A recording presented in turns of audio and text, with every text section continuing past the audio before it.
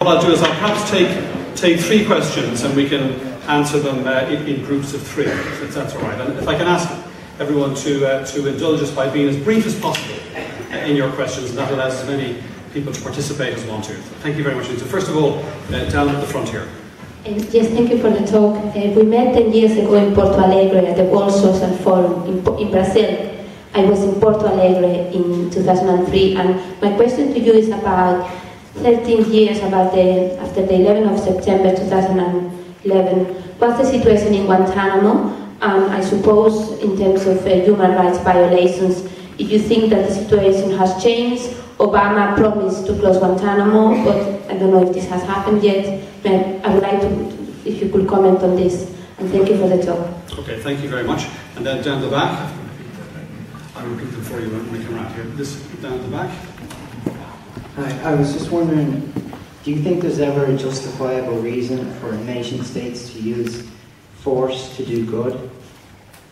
Okay, is there ever justification for states to use force to do good? And the first question was about Guantanamo, which I'll repeat, and I think you didn't quite catch it, Professor. And lastly, over here. I just to frame the question really quickly. Ireland is known to be good at expressing solidarity with oppressed states. And this is specifically with regards to the issue of medical neutrality and Ireland's responsibility. In the week that we commemorate the anniversary of the Good Friday Agreement, and that Professor Tom Collins resigned from the Royal College of Surgeons, and that the Formula 1 is in 2 weeks' time in Bahrain. As a beacon of hope for many of the countries in the Middle East Spring, specifically Bahrain, where human rights defenders, doctors and political protagonists were kidnapped, held incommunicado, tortured, had their citizenship revoked and lengthy sentences given to them for upholding the Hippocratic Oath or their work ethic and political views, specifically Abdullah al-Khawaja, who used to work with frontline defenders, and Nabil Rajab. I'd just like to ask you, given Ireland's terribly disastrous economic climate, our recent trade agreement with Saudi Arabia, America's vested interest with the Fifth Fleet in Bahrain. Can I press you to the question? You can. United Kingdom as our strongest trade partner. How can we be responsible in our actions towards Bahrain and those smaller states without compromising our integrity? Okay. Thank you. Thank you very much indeed. So the first of the questions, Professor Chomsky, after 9/11, what is the situation as you understand it in relation to Guantanamo, which of course Obama promised to close down? Guantanamo. Well, but probably Obama wants to close down Guantanamo because it's an embarrassment. Too much came out about it. And by now it's not, it was a horrible torture chamber, I'll tell you about it. By now it's just a normal prison. It's probably not worse than prisons on the mainland, which means pretty horrible. But in fact, the maximum security prisons are kind of like Guantanamo at its worst. But they can't close it down because Congress will not permit it's full of people who have no charges.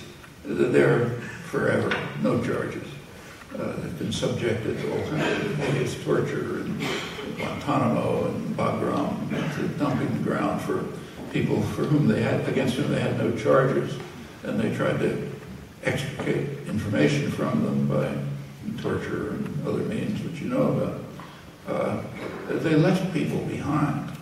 Actually, one of the most important work documenting Guantanamo is by someone you may know, Victoria Britton, a wonderful journalist in England, who wrote a play about it in a book, and she's now come out with a book called The Women Left Behind, I think, which is a study of the families, the women in the families who've been left behind when men are picked up and shipped off to torture chambers for 10 years. I mean, if anybody has a long memory, they may recall that there's something called the Magna Carta, Foundation of Anglo-American Law, pretty far back, 13th century, which was supposed to guarantee that no one can be persecuted by the state without due process, speedy trial by a jury of their peers. That's been extended over the years in the American Constitution.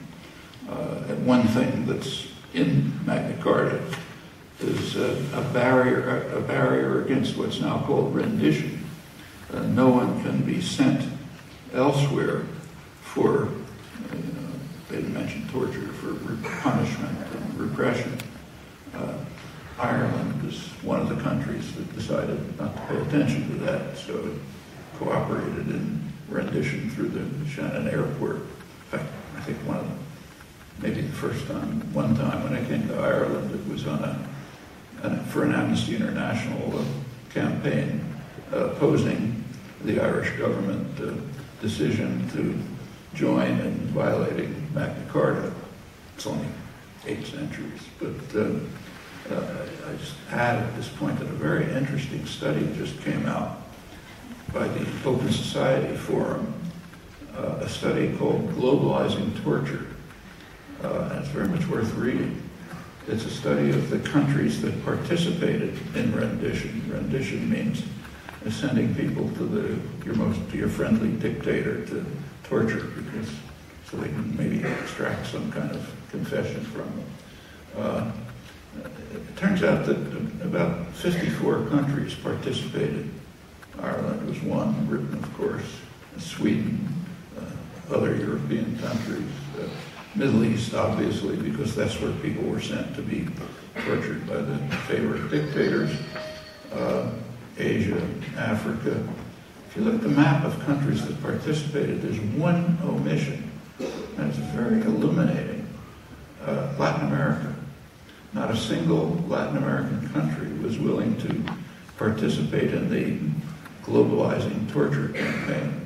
And that's doubly remarkable because 2 reasons. First, Latin America not long ago was in the pocket of the United States. It was the backyard. We did whatever we said, or else we overthrew the governments and so on. And now they don't participate. The second striking fact is during this period of U.S. dominance, until about 10 years ago, Latin America was one of the torture centers of the world. Now it's the one place that's refusing to participate in globalized torture. It's become independent, which is a matter of deep concern for the United States and its allies in many aspects of this. And it's one reason why the U.S., Britain, France, other major Western countries were so frightened of the Arab Spring. They were afraid that it might move towards freedom, democracy, and independence, and maybe end up like Latin America, out of our control. Well, rendition is one part of the whole torture system, and plenty of participation. But in order that there are people left in Guantanamo who have no charges, and they'll stay there forever, and they can't leave. Congress won't let them come to the United States.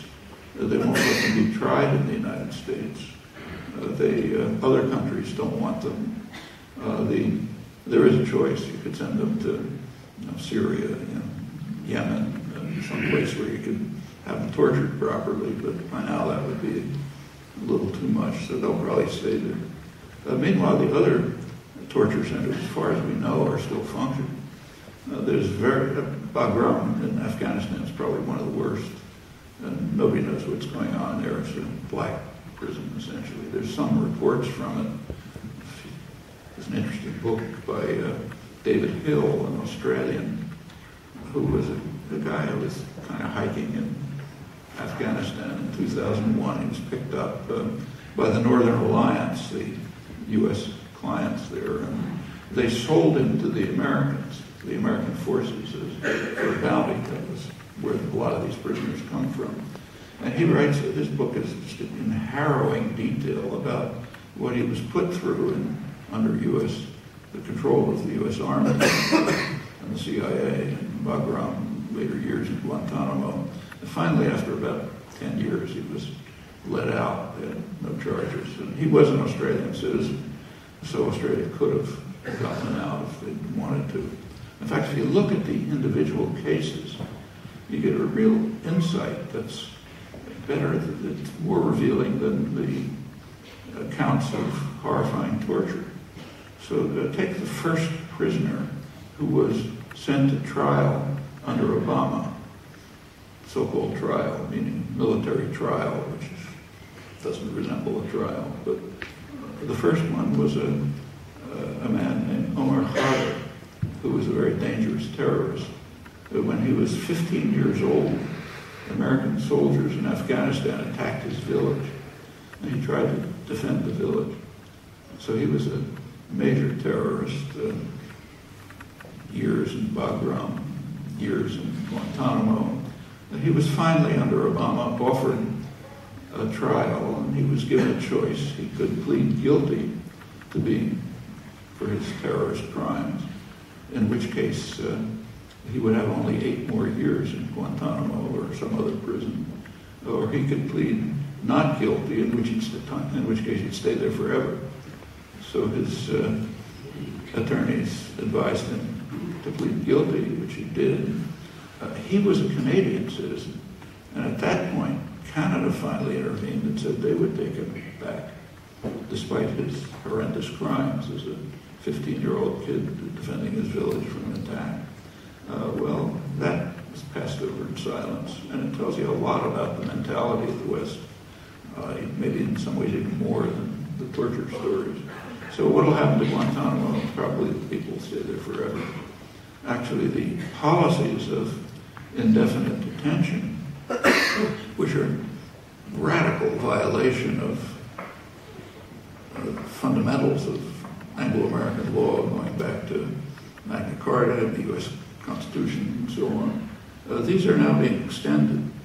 The National Defense Authorization Act that was passed about a year ago authorizes, in fact, demands detention without trial of people charged, not in a court, just charged by the executive with aid to terrorists. And there's practically no reaction to that. But there is reaction to one provision. It extends it to American citizens. So American citizens can now be, under this law, detained indefinitely on charges, not sentencing, charges of having participants supported somehow terrorist actions. That did elicit some protest. There's actually a lawsuit underway, initiated by Chris Hedges, one of the plaintiffs, asking for the overturn of this. I didn't particularly feel like participating, frankly, because I don't see any reason to differentiate American citizens from non-citizens. It's the same crime. The lower courts threw out the government provisions because the government prosecutor refused to identify the conditions, to state the conditions under someone which could be detained. The Obama administration very quickly took it to the higher courts. They want it reinstated, probably go to the Supreme Court, which will probably be affirmed. So it's extended in many ways.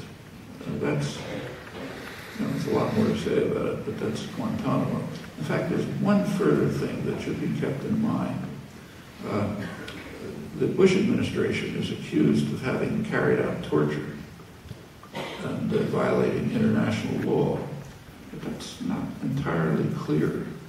The reason is that the U.S. never never ratified the International Torture Convention. They claim to have ratified it, but if you take a look, the Senate rewrote it before it was ratified, and it was rewritten in a very explicit way. It was rewritten to exclude the forms of torture that are routinely used by the CIA, which incidentally they took over from the KGB. The KGB had realized that the most effective way to turn a person into a vegetable is what's called mental torture. Not electrodes to the genitals, but humiliation, solitary confinement, dragging people around by chain, all the stuff that you saw in Abu Ghraib and Guantanamo. But that's actually admissible under American law, put into legislation by Clinton afterwards. And so maybe they didn't violate American law, which is even worse if it's true. Well, Guantanamo. Are there... The next question was, is it ever justified for states to carry out violence to do good? Not so often justified. For example, NATO could have intervened to prevent NATO participation in the atrocities in Turkey. The United States could have intervened in Colombia, not to escalate the atrocities, but to prevent them. And there's case after case run through the world from A to Z, and you can find plenty of cases where it's justified. Of course, it's not done. The opposite is done. But I think the question asks, are there cases where states are forced to do good? Is that what it said? That's what I thought I heard. If that was the answer, there is a case. Namely, when their own populations force them to. That's the case. States are not moral agents. They're power systems. They work for the benefit of concentrations of domestic power within, whatever they may happen to be. Very few exceptions to this. But in the more free and open societies, at least, the populations can compel states to do good. Might involve intervention. That's the task of human rights activists, solidarity workers, and others. And we have the opportunity, precisely because we do live in societies that are pretty free by comparative standards. The third